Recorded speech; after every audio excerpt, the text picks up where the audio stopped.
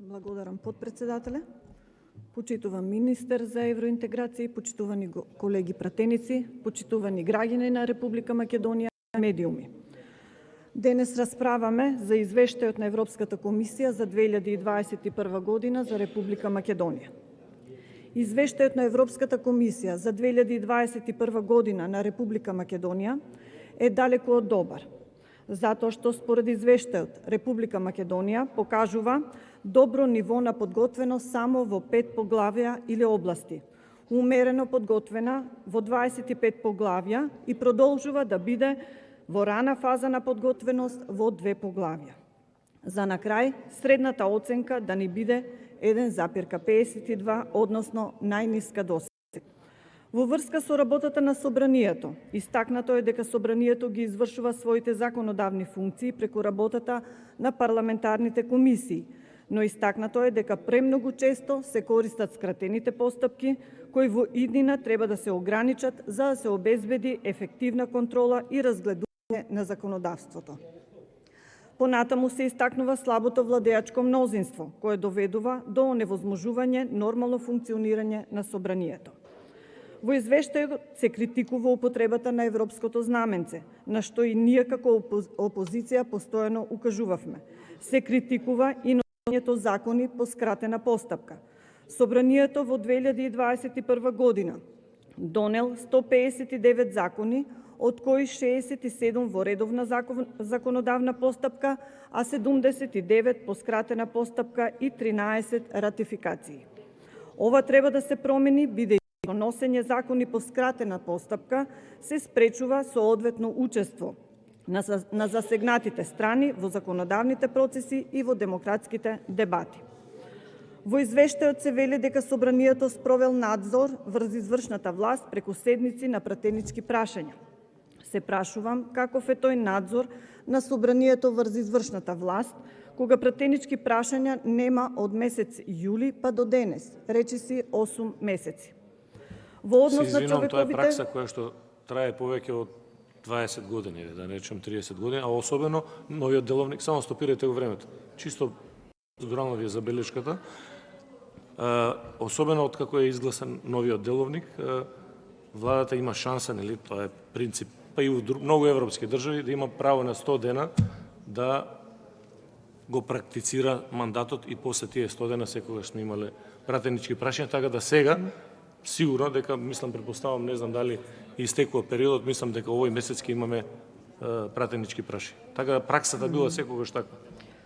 Останува фактот дека пратенички прашања нема од месец јули. Во однос на човековите права, истакнато е дека во Собранието со меѓупартиска подкрепа се донесени закони за спречување и заштита од дискриминација, закон за спречување и заштита од насилство врз жената и семејното насилство и измени на законот за правата на детето. Во однос на европските стандарди за социјалната политика и вработување, Република Македонија останува умерено подготвена. Во извештајот се вели дека препораките од претходната година не биле целосно спроведени, па според тоа и понатаму остануваат во важност. Потенцирана е изгрижувачко високата стапка на сиромаштија, иако според новиот закон за социјална заштита стапката на сиромаштија требало да се намали. Да се потсетиме, во социјалната заштита за 2021 година беа предвидени најмногу средства – 90,278 милиони денари. Каде завршија овие средства? Сигурно нека и граѓаните, затоа што тие гледаме дека не живеат подобро. Затоа што иако средствата издвоени за социјална заштита се зголемени, сиромаштијата сепак е голема. Не е само ова. Во водењето на социјалната политика имаше и други пропусти. Пример, со новиот закон за социјална заштита во 2019 година имаше укинување на додатокот за попреченост за лицата над 65 годишна возраст, лимитирање на родителскиот додаток за трето дете со висина на приход во домаќинство, што не беше случај кога за прв пат се воведе ова право. Целта беше да се стимулираат младите да одлучат да родат трето дете, да расте наталитетот во државата. А што имаме денес? Денес имаме старење на населението, а раѓање и принови има се помалку. Се воведе правото на социјална сигурност за старите лица, но за таа цел се укина правото на постојана парична помош. Премногу ветувања од власта, кои за жал не можат да го подобрат здравието и животот на граѓаните. Понатаму во извештајот стои дека нема напредок во доекнување на капацитетите во државните органи за подобрување на управување со Европскиот социјален фонд. Се вели дека капацитетите на социјалните партнери се слаби. Од 79 ратификувани конвенции на Меѓународната организација на трудот, 77 се во сила, без да се ратификуваат нови конвенции во извештајниот период. Иако во извештајот е наведено дека спроведувањето на акцискиот план за вработување 2018-2020 година со вклучување на ранливите групи на пазарот на трудот напредува, сепак назначено е дека капацитетот на Агенцијата за вработување и незината соработка за центрите за социјална работа се уште се на долно ниво и треба да се зајакнат повеќе. Има забелешки и на тоа дека не е обезбедено зголемено учество на ромите при вработувањето.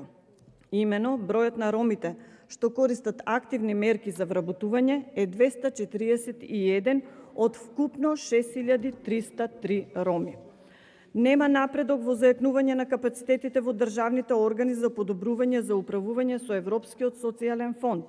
Постигнат е ограничен напредок во областа на социјалната вклученост и заштита. Според извештајот, вкупната стапка на луѓе кои живеат во сиромаштија изнесува 21,6%, а над 448.000 луѓе живеат под прагот на релативна сиромаштија. Уделот на луѓето кои живеат со ризик од сиромаштија или социјална ексклузија беше многу висок и изнесуваше 39,9%, кој покажува демек приоритет на намалување. Меѓутоа, е речиси двојно повеќе од просекот на Европската Унија, кој изнесува 27%. Не може да се заборави тоа дека беа отпуштени 55.000 вработени и околу 6.500 фирми беа затворени. Бројката на корисници на гарантирана минимална помош за 2021 година беше 35.500 корисници, а во 2022 секако дека се очекува и нивно зголемување и веќе се најавуваат некои број од 40.000 корисници. Понатаму, иако имаше бројни вработувања во центрите за социјална работа во последните 5 години, извештајот покажува дека капацитетот на центрите останува слаб.